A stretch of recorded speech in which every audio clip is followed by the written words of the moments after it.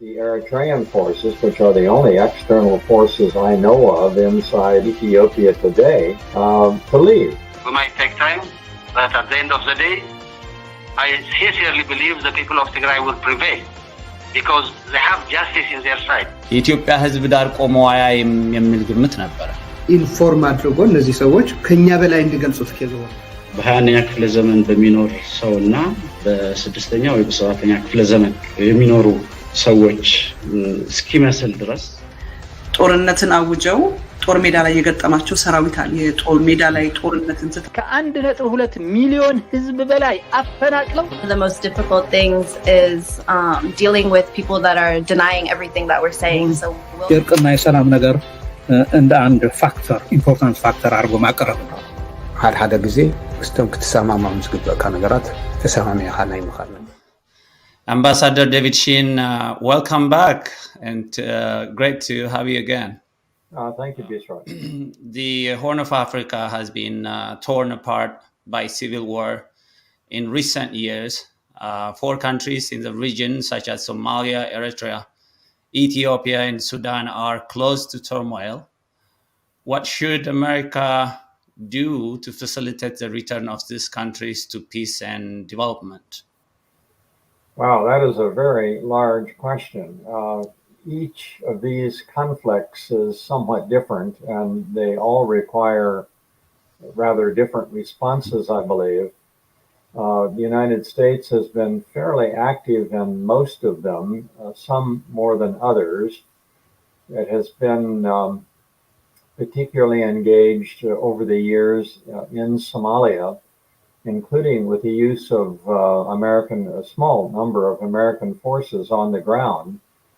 They were briefly pulled out during the Trump administration or the latter part of the Trump administration, but have now returned under the Biden administration in an effort to combat the Al-Shabaab terrorist organization in Somalia.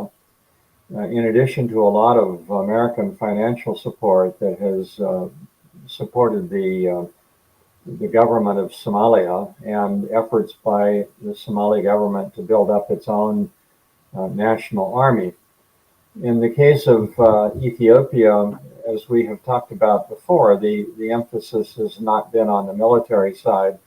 In fact, quite the contrary, it has been an effort to convince both sides of the conflict in Tigray region to end the conflict, engage in negotiations, and work out some kind of a program for reintegrating Tigray region back into Ethiopia.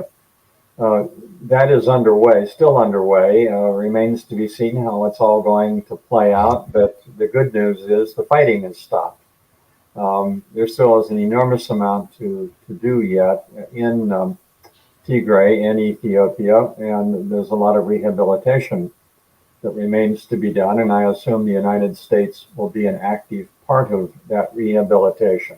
And there are problems in Oromia and other parts of Ethiopia that are not resolved yet, although I gather that discussions are underway on Zanzibar between the Oromo Liberation Army and the government of Ethiopia. So that may be a good sign that perhaps some progress can be made there too. That takes us to the most recent and most devastating current conflict in Sudan, which is a totally unnecessary conflict. All of these conflicts are unnecessary, I suppose. But the one in Sudan is especially aggravating in that it's nothing more than a power struggle between 2 generals. One who is the head of the Sudan Armed Forces, which is the legitimate military organization in Sudan, and the other is the head of the Rapid Support Forces, which is a paramilitary organization basically created by former President al-Bashir, which eventually became a Praetorian Guard for Bashir, who was deposed 4 years ago, but has still been hanging around as a major military force in the country. And they are now going at each other, hammer and tong. And the United States, in this case, is simply trying to establish a ceasefire, get them back to the negotiating table, and essentially end the fighting. So different problems with different outcomes and different kinds of U.S. engagement. I will play a clip that is showing that what's going on in the region, particularly in Sudan. Parties have accused each other of violating a fragile ceasefire, which has now been extended for 3 more days. Hundreds of people have been killed in a violent power struggle between the army and the paramilitary Rapid Support Force. The UN is sending its chief of aid as an envoy to Sudan. Martin Griffiths says the humanitarian situation there is now reaching breaking point. Hiba Morgan reports from Khartoum. Nigerian students run for cover in Khartoum. Like millions of others, they've been trapped in the city for more than 2 weeks.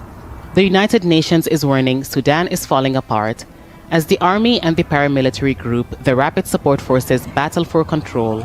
There are shortages of food, water, fuel, and medicine. The Interior Ministry has deployed extra police officers in Khartoum to stop looting. But what people really want is a permanent ceasefire. So far, several foreign-mediated truces have barely held. The announcement of a new 3-day ceasefire hasn't generated much optimism among people here in Khartoum. Many say the ceasefire means little as they continue to witness daily fighting and remain cut off from many of their basic needs. These are soldiers near a bridge that connects Khartoum North to the city of Omdurman. Both are under heavy bombardment, as is the area around the presidential palace and army headquarters. Every day, thousands of people decide it's no longer safe to stay. This rescue ship in Port Sudan is taking evacuees to Saudi Arabia. Around 5,000 Syrians say they're being processed more slowly than other nationalities. We've been here for 8 days. The evacuation of Syrians has stopped. The day before yesterday, only 27 people were evacuated. No Syrians were evacuated yesterday. We do not know what is happening, and no one gives us a clear answer. So this is what's happening right now. This is less than 24 hours. In your assessment, what do you think is the cause of this terrible war that broke out in Sudan a couple weeks ago? First, I think that was a good Al Jazeera report that you just showed a clip from. I think Al Jazeera has done a good job generally uncovering the situation in Sudan. Well, I think the basic reason for it is this power struggle between General al-Burhan and Hemeti, who is the leader of the Rapid Support Forces, in their effort to each be the leading military figure in Sudan today. I think the proximate cause for the outbreak of fighting goes back to the December of last year framework agreement that the international community helped to design, which was an effort to try to get both the Sudan Armed Forces and the Rapid Support Forces to transition eventually to a civilian government. That's been the ultimate goal of the United States from the beginning, and most of the international community. The problem with the framework agreement that I think led immediately to the fighting is that the Sudan Armed Forces wanted to integrate the paramilitary Rapid Support Forces into the regular army within 2 years, no more than 2 years. The Rapid Support Forces said, no, it's going to take 10 years. Well, that's almost an irreconcilable difference. And I understand why the Rapid Support Forces wanted to go 10 years. They want to maximize the time that they have an army and can have an impact upon the future of Sudan militarily. So when these two time frames came into play, it obviously was just not working out. And the next thing you know, there's fighting in the streets of Khartoum and elsewhere. But that is simply the proximate reason for having a power struggle. Many commentators say that before the war broke in Sudan, Hamiti, the RSF general, went to Asmara and met Isaias Afwerki of Eritrea. And here is a picture showing the root cause of this war. Isaias may have contributed to this root cause of the problem there. Well, I don't have obviously any inside information on the meeting that took place in Eritrea. It's really difficult to know, for me to know, what transpired between these two gentlemen. Certainly, Eritrea has not played a helpful role in Ethiopia, and there have been problems in the past with Eritrean engagement in Sudan. But I honestly don't know what role Isaias is playing in the current situation. I've heard very little. In fact, I've heard almost no information at all in terms of his engagement in the current situation there. Even if he has played a role, I think that the real outbreak of conflict would have occurred with or without his involvement in it. I think that Hameti and the Sudan Armed Forces were essentially on a track leading to conflict, no matter who on the outside engaged one way or the other. Sudan is collapsing now. The global community is running away from Sudan. If Sudan left alone, the war would continue and the entire region may collapse. Shouldn't the United States play a pivotal role to end such madness? Well, yes, they're trying to a degree. Now, obviously, it's gotten harder. The embassy has been closed. The U.S. embassy has been closed in Khartoum, together with almost all other embassies. I understand the Egyptians have left their embassy open. There may be a couple of others that are open.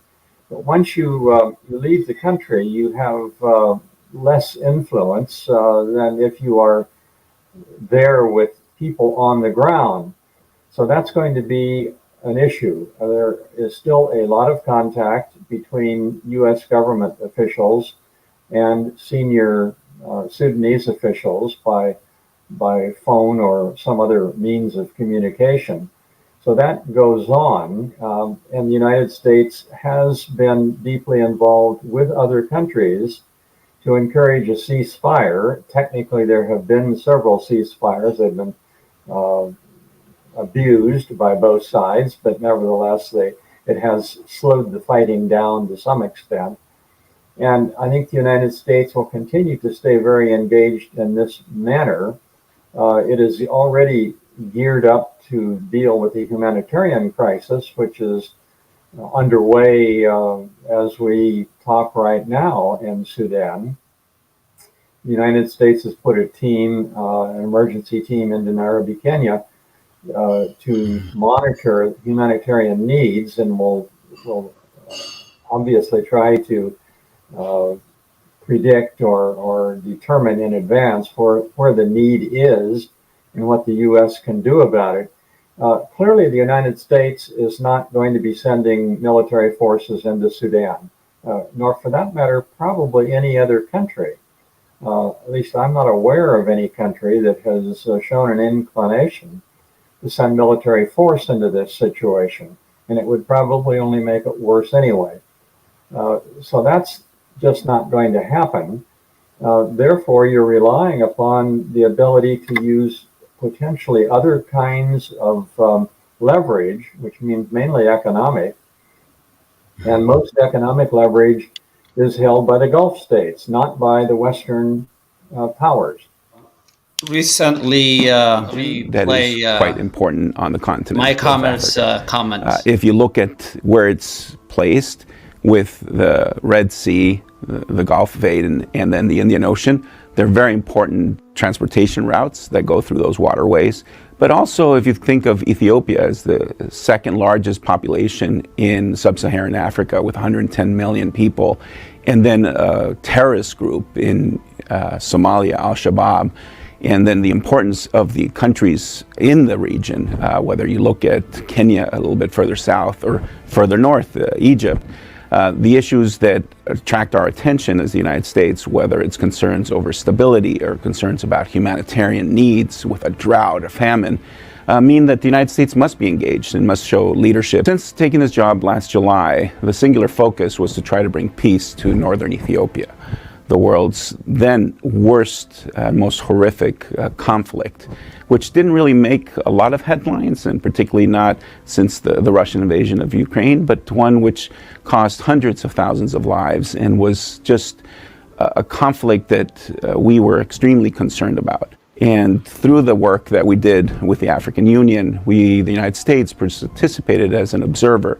in the African Union-led talks in Pretoria of October and November of last year, which produced the cessation of hostilities agreement on November 2nd. And we're very proud to have supported that effort along with others. And now we've seen a silencing of the guns, efforts to have humanitarian assistance delivery to northern Ethiopia, to the affected regions of Tigray, Afar, and Amhara, to meet the needs of the people, restoration of services, and now to move to other issues of importance, including ensuring that Eritrean troops are completely removed from the region, and that you deal with other Amhara special forces and Fano groups that are active in the area.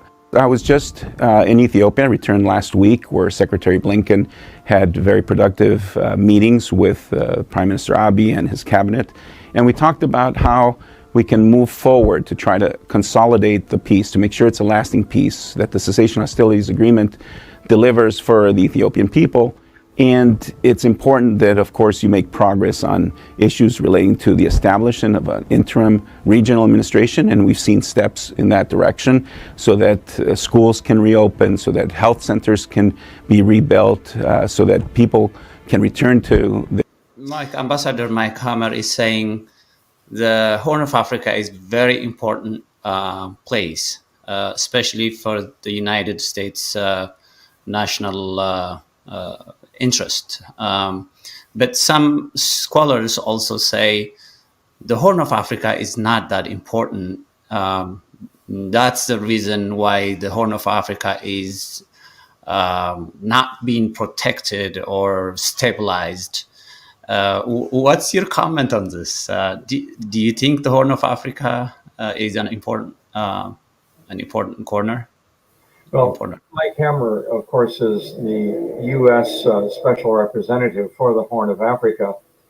And I think that designation in and of itself suggests that, at least in the context of Africa generally, the U.S. does attach more importance to the Horn of Africa than it does much of the rest of the continent. We don't have special representatives for all regions of Africa. And we've had a special representative for quite a number of years now, also special representatives for Sudan, which is part of the Horn of Africa.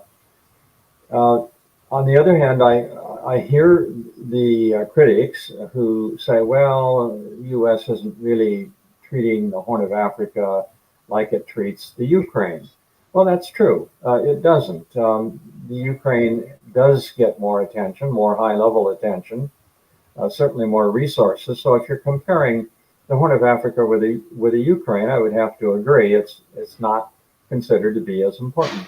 But if you look at the Horn of Africa in the context of all of Africa, it is considered to be a very important part of the continent. And all you have to do is look at the amount of time and attention that Secretary Blinken has put into the countries of the Horn, particularly Ethiopia and Sudan. It's a major amount of his time in the last couple of years. So it sort of depends upon how you compare. the Horn. That would be the way I would explain it. We'll go back to my Ambassador Mike Hammer. He commented that the Eritrean troops are out of Tigray, out of Ethiopia. But reports there are reports that come from the area that the Eritrean troops are still within the territory of northern Tigray and still kidnapping and killing innocent people. But let's focus on this first. Many scholars reiterate that the United States leadership in the Horn is deteriorating, which may possibly lead to multiple failed states in the region. Why is the United States being slow to such disintegration? Well, first, I think to clarify what Mike Hammer said, I heard him say that the United States will continue to ensure that the Eritrean forces are out of Ethiopia. Oh, okay. I don't think he said that they've all left. I think he simply said that it is the goal of the United States to ensure that they are no longer there, leaving open the question whether they are or they are not still present in Ethiopia.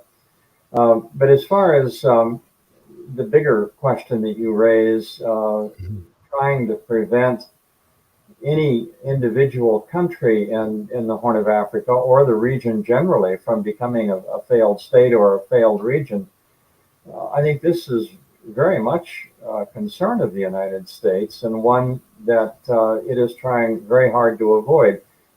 It does want stability in all of these countries, and that is why it has devoted so much effort to this in Somalia for the last 10 years minimum, and why it has worked hard, at least at the sort of diplomatic level, to end the conflict in Tigray and Ethiopia generally, and why it has been quite engaged in Sudan, again at the diplomatic level, and in all of these countries at the humanitarian level.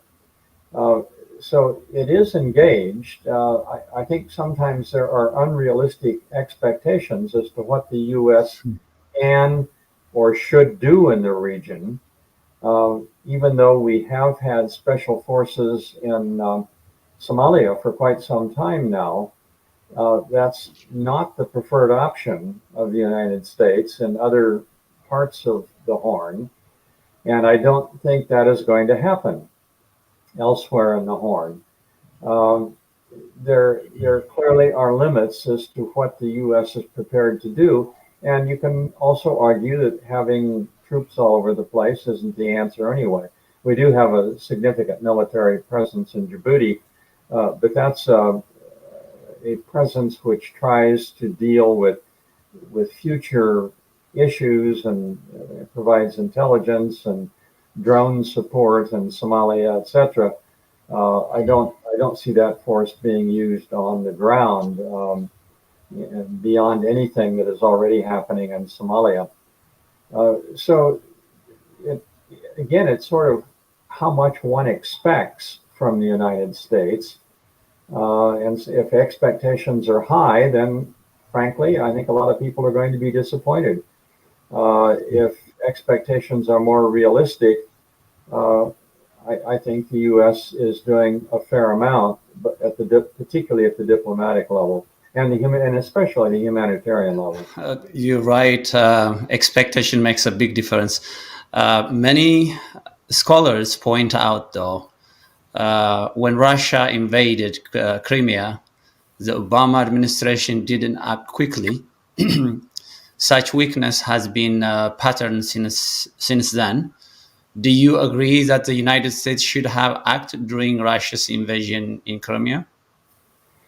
I certainly agree that the relative weakness that the entire West showed, including the United States,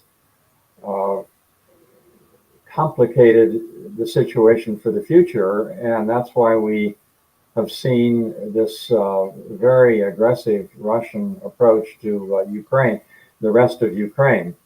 And I think that also is why the Western response in Ukraine has been much stiffer, much tougher than it was in Crimea. Now, the legal arguments for Crimea are a little bit different too, that it's not exactly the same thing. But nevertheless, it was aggression, and the West really didn't do much. The West has been far more active in the case of what is going on in Ukraine today, and I think the Russians are probably a bit surprised. I think they thought the West was going to do another Crimean response, where they could just walk in and do what they wanted to do, and the West would just complain. That has not been the case, and the Russians are paying a price for that. So one does have to be very attentive to precedent and what your response in one case may do for another case. And I think the response to Crimea had a lot of lessons learned. Interesting. According to recent media reports and scholarly analysis, the conflict in Sudan is entering to a proxy war. Egypt sides with General al-Burhani, the Saudis, Emirates, Turkey with the Rapid Support Forces, RSF. The prediction is if the RSF forces win the war in Sudan, the Red Sea falls to Russia or China. Don't you think America is falling asleep on the wheel? Well, I think the U.S. is certainly very attuned to the scenario that you just laid out. It's also a little less clear today how much support is going from outside to these two groups in Sudan. I think pretty clearly the Egyptians backed the Sudan Armed Forces, General Burhan. I don't think there's been any change in that. It's a little less clear whether the United Arab Emirates and the Saudis and possibly others are that supportive of the Rapid Support Forces. They were at one time, that's true. But whether that's happening today, I just don't know, particularly when you look at the fact that 4 countries known as the Quad, the United States, United Kingdom, Saudi Arabia, and United Arab Emirates, were working to bring the two groups together, that is the Rapid Support Forces and the Sudan Armed Forces, in order to avoid exactly what has happened, which is a total breakdown of order in the country and fighting between the two groups. And the fact that those 4 countries were working together to prevent this suggests to me that maybe there was a little more understanding by all 4 of these countries as to what had to be done to try to avoid this kind of a situation. So I don't know what the UAE and the Saudis are doing today vis-a-vis the Rapid Support Forces. I would think that everyone is pretty disappointed with both sides for allowing this conflict to degenerate the way it has, and that would give pause to all parties, including the Saudis and the United Arab Emirates, that if you take sides in this thing, all you're doing is worsening the situation. And they may very well have concluded that, but I can't speak for them. I don't know. Many commentators also agree that Isaias Afwerki enjoys when the war continues in the Horn of Africa because Isaias cannot live without war. Why can't the United States take appropriate action to solve this challenge once and for all? Well, again, it's a question of leverage, and people can argue as to how much leverage anyone, including the United States, has in this situation. There may be a tendency by the United States to understate its leverage, but I think the fact is it doesn't have a great deal of leverage. It used most of its leverage many years ago by imposing sanctions on Sudan. And once it imposed those sanctions, it did remove a fair number of them over the last couple of years.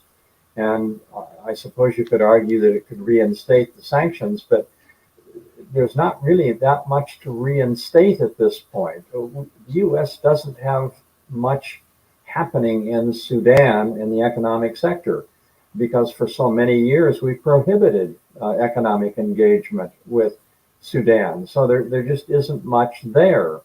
We do a lot of humanitarian support, but the U.S. traditionally doesn't stop that even when it's angry at the people who are doing bad things as they are in Sudan today. You don't want to punish the Sudanese people by withholding food or emergency medical assistance. That would be a sanction of sort, but it wouldn't stop the fighting on the one hand, and it would harm the Sudanese people even more on the other. And you also have to have the cooperation of other players. If you don't get the support of, say, Russia and China in some of these international sanctions, it's so easy to ignore them because the offending parties can simply go somewhere else and get what they want. So it's a very difficult thing to negotiate, to work on or work with moving forward. Sometimes everyone thinks sanctions are an answer to everything. Often they're not, and I don't think there's much that can be sanctioned there. The more important factor would be the role of the Gulf states and their ability to withhold financing from any of the parties involved in the Sudan conflict, for example.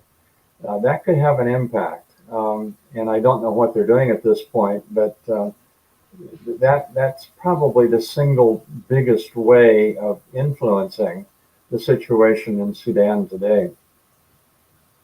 True. There has been rumors flying around the Red Sea and Eritrea. The Eritrean president, Isaias Afwerki, is collaborating with China, Russia, and we may lose the Red Sea front. And if that happens, it will create a lot of challenges for the United States.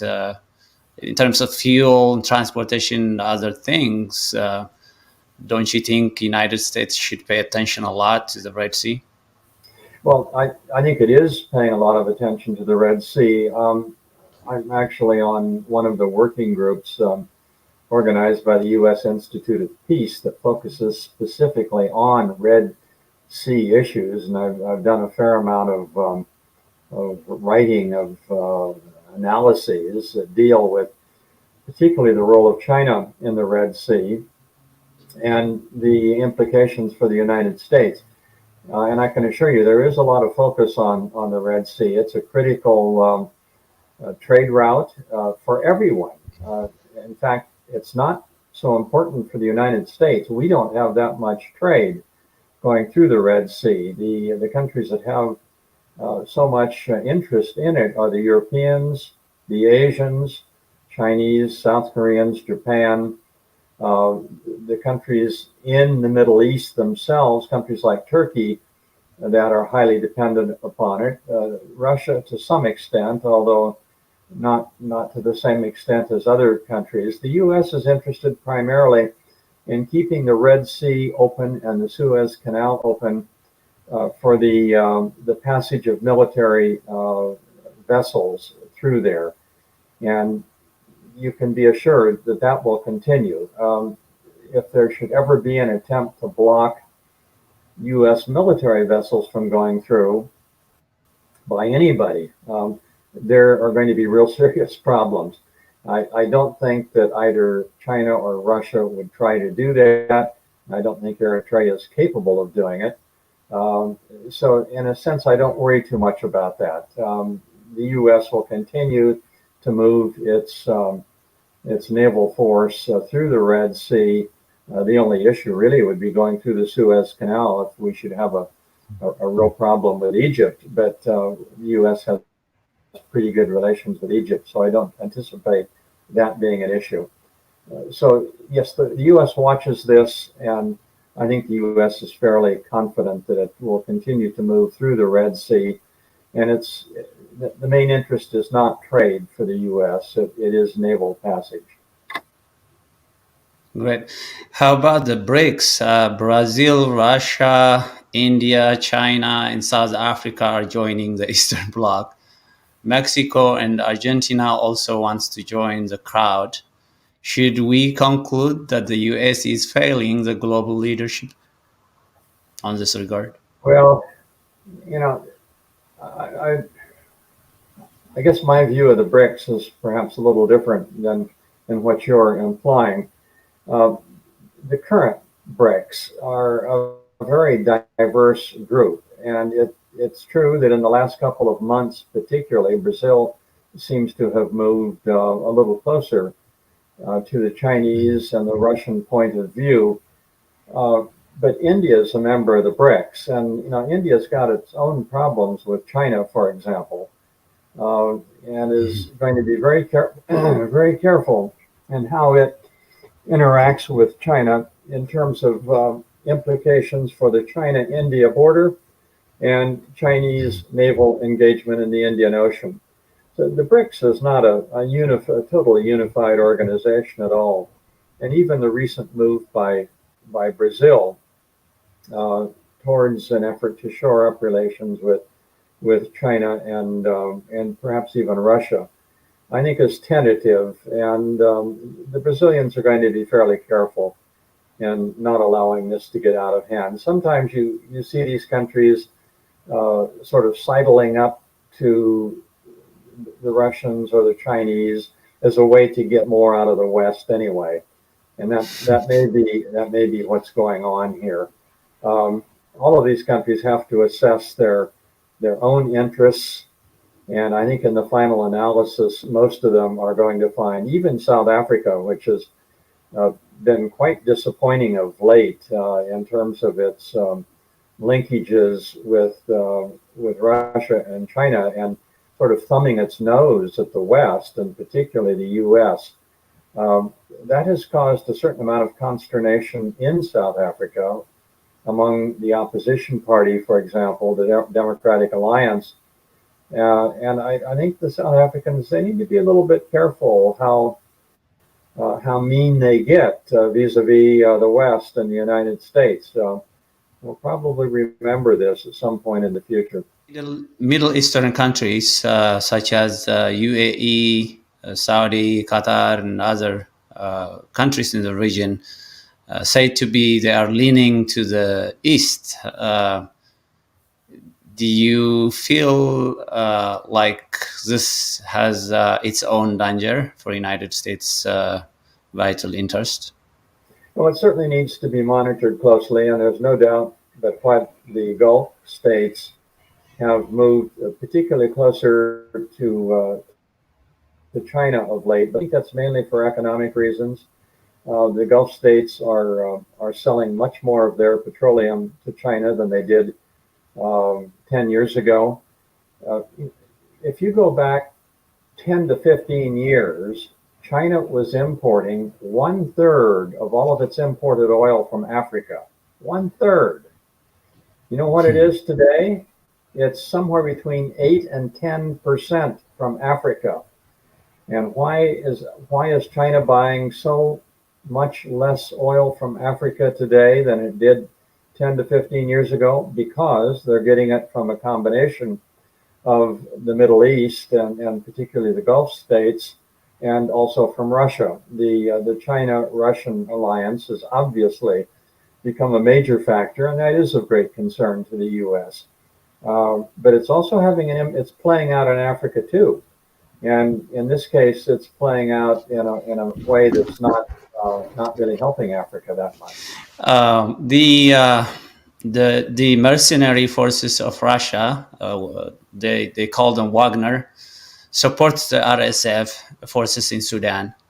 If this is the case, what would be the negative effect on peace and stability, and how can the global community end the continuous proxy wars in the region? We talked about it earlier, but I just want to make sure that we talk about the Wagner mercenary group as well. What's your take on this? You know, the United States has been outspokenly critical of the Wagner Group and all of its activities in Africa. They are particularly active in the Central African Republic, where they basically serve as a Praetorian guard for the leadership of the country. They are very active in Mali. They have been engaged with Khalifa Haftar in Libya, with his armed forces in the eastern part of Libya. They are involved in Sudan with the Rapid Support Forces, the gold mining operation, providing military training and equipment for the Rapid Support Forces. They have briefly, at least, been involved in places like Mozambique and Madagascar. They seem to be much less involved there today than they once were. And there are worries that they may become involved in Burkina Faso and Chad. Again, all in a very negative way. The United States opposes all of this, and I think rightly so. The Wagner Group is run by Yevgeny Prigozhin, who is reputedly very close to Vladimir Putin. Although when you look at Yevgeny Prigozhin's criticism of the Russian armed forces activities in Ukraine, and that's the Wagner Group is also very active in the Ukraine. You wonder, are Yevgeny Prigozhin and Vladimir Putin on the same page today? And I don't know if they are or not, but the criticism of the Russian armed forces would not seem to be something that's very popular with Vladimir Putin. In any event, the Wagner Group in Africa is a negative influence, and it's unfortunate that so many African countries have decided to sign them up for contracts. I think eventually this is going to come back to haunt them, and they're going to rue the day that they brought in a Russian mercenary group to solve their problems. Great. Ambassador David Sheehan, let's turn this to the Pretoria Agreement. Following the Pretoria Agreement, relative peace has prevailed in Tigray. It is said that America played a big part in such agreement. Hence, America has been praised for such a vital role. However, the expansionist forces of Eritrea and Amhara are committing serious atrocities and kidnapping in Western Tigray and Northwestern Tigray. If Prime Minister Abiy refuses to eject these forces out, what should be done by the United States and its allies? Well, first, in terms of the Pretoria Agreement, I think the primary credit goes to the African Union. They were the ones who really organized all of this, and the U.S. was there behind the scenes. It did play a role. To what degree the U.S. made a difference, I don't know. I was not there, but it's largely an African Union effort, and as a result, any problems in the agreement going forward, I think, continue to remain primarily in the orbit of the African Union. The United States obviously is in a position to be supportive of whatever the African Union is doing to try to ensure that the agreement be fully implemented and in a reasonably timely way. To the extent there are human rights abuses going on in Ethiopia in any region or involving any groups, the United States should speak out against them, as it does from time to time. And I think that's the primary role that the U.S. can play. But it needs to be done in concert with the African Union and other interested parties who speak out on behalf of human rights abuses. The European Union, for example, the United Nations, all of these groups need to work in harmony and try to ensure that these abuses come to an end.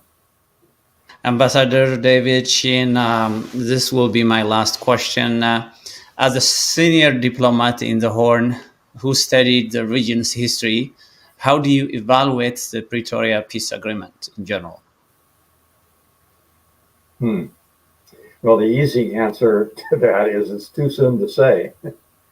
That's kind of the typical diplomatic cop-out when you're asked to deal with a very difficult question like this. The good news side is, and I think almost everyone would agree, is that it has stopped the fighting. And too many people on all sides of the issue, particularly Tigrayans, were being killed or injured as a result of the ongoing fighting. And at a minimum, one has to be thankful for that having ended. Now, the hard part always is in the detail and the ultimate implementation of the agreement, trying to put Humpty Dumpty back together again. It's going to be hard, and you've raised a number of the issues in the past 45 minutes that identify how hard it is, and including some of the ongoing human rights abuses. All of this has to be dealt with. And there's the issue of accountability, which is really hard, getting people to admit that what they did was wrong and being held accountable for it. Usually, quite frankly, there is no accountability in these situations. And that's unfortunate because that creates a precedent in the future for other kinds of nasty conflicts that lead to a lot of human suffering, where the people involved just feel that, well, we don't have to account for it because it wasn't accounted for in these earlier examples. But it is a little early to say whether the Pretoria Agreement is going to be a huge success or not. But so far, I'll give it a positive rating just on the basis of what it has done, admitting there's still a lot to do yet. Absolutely. Ambassador David Sheen, as always, thank you kindly for your presence today.